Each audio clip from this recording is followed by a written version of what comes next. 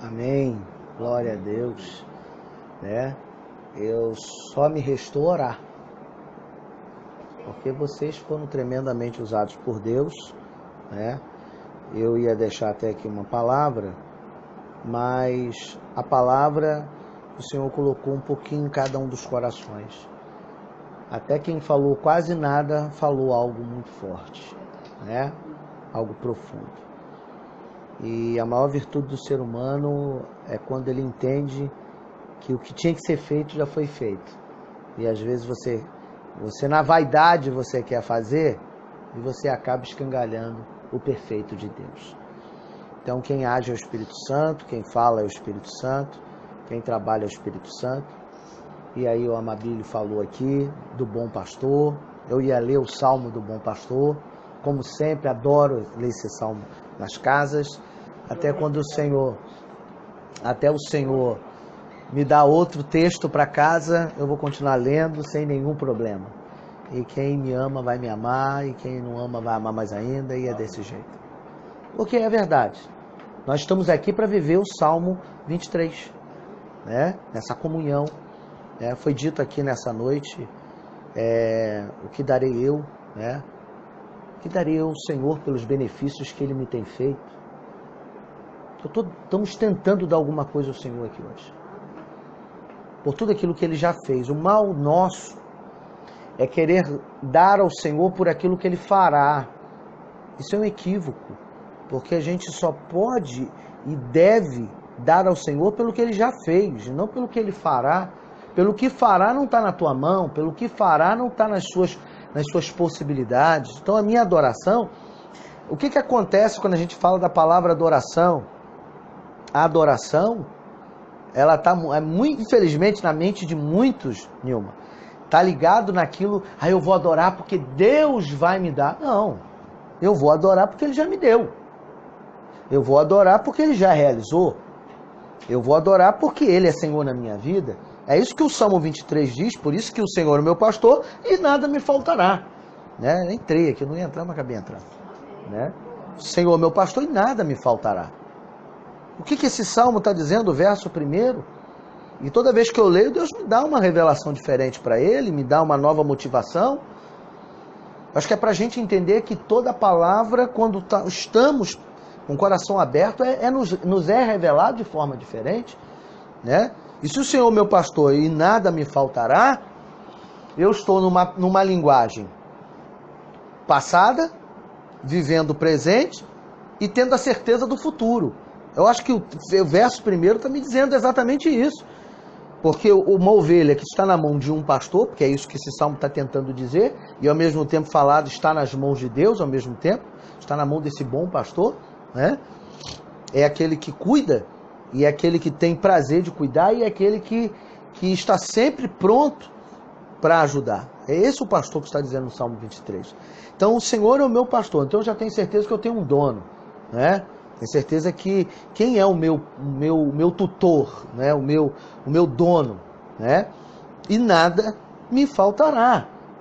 E se nada me faltará é porque eu não tenho preocupações. As minhas preocupações são sempre cuidadas com a minha certeza. Diga comigo, as minhas preocupações serão sempre cuidadas pela certeza de quem é meu dono. Quando eu tenho essa certeza, as minhas preocupações deixam de ser preocupações e passam a ser expectativas no Senhor. Passam a ser uma vida focada, voltada e direcionada para aquele que é meu Redentor, ou seja, para aquele que cuida de mim. Então as minhas preocupações deixam de ser minhas e passam a ser apenas daquele que é o único que pode fazer algo por nós.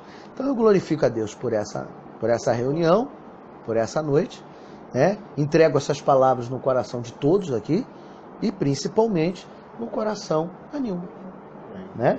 O coração dela apenas estou aqui reverberando o que foi dito aqui nessa noite, né? Nesse momento aqui, uma palavra muito simples, porém espiritual para o coração de cada um de nós. Que essa palavra, o Salmo 23 e em particular o Salmo 1, seja o nosso salmo de vida. É o salmo que reflete o nosso passado, reflete o nosso presente e reflete o nosso futuro. porque eu tenho no passado um Senhor que foi o meu pastor, por isso que eu acredito no presente que ele continua, e eu tenho certeza que ele continuará, porque no meu futuro quem manda é ele. Aleluia. Então o Senhor é o meu pastor e nada me faltará. Amém? Amém? Então essa é a palavra que eu deixo a todos aqui, e ter a certeza de que é isso que Deus quer. E qual de repente, a verdade de Deus para nós aqui hoje? É que é Ele que está cuidando de nós. E a gente precisa acreditar nisso. A gente só precisa acreditar nisso. Mais nada. A gente só precisa acreditar nisso. E aí fica a pergunta, mas alguns, né? Não de quem está aqui, mas fica a pergunta. Mas se eu não acreditar nisso? Eu tenho uma outra palavra, só lamento. Porque você não tem outra alternativa. Essa é a realidade. Você não tem outra alternativa, me mostra uma segunda alternativa. Não tem. Você só tem uma alternativa. Para ser feliz é uma só. É acreditar. Porque não acreditar, você continua do mesmo jeito que você está. Então, infelizmente, essa é a realidade. Não tem outra alternativa. O ser humano não tem outra alternativa. Se você não acredita, você continua triste. Se você acredita, você tem a possibilidade de sair da tristeza. Então qual é a possibilidade? Qual é a melhor possibilidade que eu preciso almejar na minha vida? É acreditar. E se eu tenho dificuldade em acreditar, como disse o Amabile em um momento ali na sua fala, se ele tem dificuldade de acreditar, ele vai ter que lutar para acreditar. Ele vai ter que buscar, ele vai ter que orar, ele vai ter que buscar, porque se ele não fizer isso, ele vai continuar do mesmo jeito. Porque o que me faz viver é quando eu acredito que há uma luz no fim do túnel. Que há uma esperança além das tribulações que eu estou passando. Então é o que me faz sair do buraco. É o que me faz encontrar a solução. Né? E foi falado aqui sobre a diferença, ou quem sabe o que diverge entre um e outro, né, sobre o fariseu e o ímpio. Infelizmente, pelo incrível que pareça, o fariseu deveria ser o exemplo. Mas quando a gente olha para o fariseu bíblico, não sei se vou explicar mais ou menos porque eu não conheço o grau de conhecimento da Nilma, mas o fariseu, o que é o fariseu? O fariseu, ele não é uma pessoa má e nem uma pessoa ruim. O fariseu é um estudioso da palavra, da época de Jesus. O fariseu é aquele que detentia e conhecia a palavra. É aquele que analisava o Salmo 23 e tirava conceitos técnicos da palavra, porque ele conhecia muito o que significava ser pastor. E aí ele vinha aqui no Salmo 23 e arrebentava a boca do balão. Porém, ao longo do tempo, o fariseu se tornou a referência de um homem sem fé, apenas com a técnica verbal, a técnica espiritual zero. Então eles acreditavam na palavra, mas não acreditavam no poder da palavra. E é aí que mora o perigo. Então o que acontece? Claro que eu não estou generalizando, mas biblicamente falando, evidente que existiu alguns fariseus que a sua fé era maravilhosa, mas a referência geral do fariseu era alguém que tinha tudo para acreditar, porque conhecia, mas ao mesmo tempo era cético, porque não conseguia viver o milagre da palavra. Porque o milagre da palavra não está em ler, mas em acreditar no que leu. Não está em falar, mas acreditar no que se disse. Então o milagre é esse. Então o milagre está nessa pequena linhazinha, nessa pequena diferença. E o ímpio, quem sabe, para alguns isso vai ser difícil até entender, mas vamos lá. Eu acredito mais no ímpio do que no fariseu. O fariseu conhece a palavra. E o ímpio não. Então eu consigo acreditar mais num ímpio cheio de Deus do que num fariseu. Né? Porque o ímpio, o que é um ímpio, gente? O ímpio não é que é uma pessoa ruim. Ele não conhece. É que não conhece. O ímpio, quando a Bíblia fala do ímpio, é aquele que desconhece. É o chamado ignorante. O ignorante é aquele que desconhece determinado assunto. Então é um ímpio. Agora, existe o ser mal, é diferente. Aí a gente não está falando do ser mal. né? Nem de um ser malicioso, maligno. Eu estou falando de um ímpio. É aquele que não serve a Deus, na maioria das vezes, por desconhecer o amor de Deus. A verdade é onde Deus está. Eu digo, sabe, Nilma, e é uma verdade, e que hoje eu acho que os filhos de Deus, eu não vou dizer religiosos, porque o religioso, infelizmente, está nessa classe dos fariseus, tá? O problema é você ser religioso. Religioso é você achar que a sua religião salva, né? Religioso é você achar que só a sua igreja é melhor do que dos outros. Isso é ser religioso, isso é um problema, né? Mas as pessoas têm que entender que é um ditado popular que reflete a realidade, só que ele tem que ser falado de uma outra forma, né? Onde às vezes até os religiosos contestam e dizem assim, mas eu sou tal igreja, tal, toda religião leva a Deus. Aí vem o mais religioso, o crentão, ele diz, não, só a minha que leva, é assembleia, é batista, é metodista, é babá. Só que na verdade toda religião vai levar para Deus, toda, já ensinei isso, aí minha igreja tem aprendido isso, só que a pergunta tem que ser bem mais direcionada. Toda religião vai levar a Deus porque todos serão julgados por Deus. Então toda religião, querendo ela ou não, até o ateu vai a Deus. Até o ateu vai a Deus. E ele só é ateu porque ele tem dificuldade de acreditar na ação de Deus. Não é porque ele não ame a Deus ou porque ele não quer acreditar em Deus. É porque ele tem dificuldade, por isso ele é ateu. Mas toda religião vai levar a Deus. Agora, a pergunta é, toda religião vai levar à salvação? Aí é que mora a diferença. Para levar à salvação, tem que ter alguns conceitos bíblicos e básicos. Primeiro, a salvação só vem por um. Vem por Jesus. 2, nós precisamos confessar Ele como o único e suficiente Salvador. Isso não tem nada a ver com igreja. Não tem nada a ver com religião. Tem a ver com a fé. E 3, viver a minha vida pautada nesse evangelho que eu acabei de ler. Se a minha vida em algum momento estiver fora dele, então não adianta eu estar na Assembleia, na Batista, Metodista, em qualquer outra religião. Tá fora? Tá fora. Se tá fora, tá fora. Então não adianta dizer que é de uma igreja. Você tem que ser do reino. Você tem que ser de Deus. E para ser de Deus tem que seguir esta palavra. E seguir esta palavra precisa conhecê-la. E aí é onde entra a igreja. A igreja ela entra para te ensinar o caminho da palavra. Né? Qual é o caminho correto? Não é o caminho do lenço ungido que cura, que faz, acontece, como a Mabília falou. Evidente que existe algumas verdades, né? A unção de Deus, às vezes, ela é movida através de algumas particularidades. Mas ninguém é salvo por causa de um lenço, ninguém é salvo por causa de uma fronha, ninguém é salvo porque vai comprar isso, vai comprar aquilo. Primeiro que a salvação ela não é comprada, ela já foi comprada. E foi por preço de sangue na cruz do Calvário, né?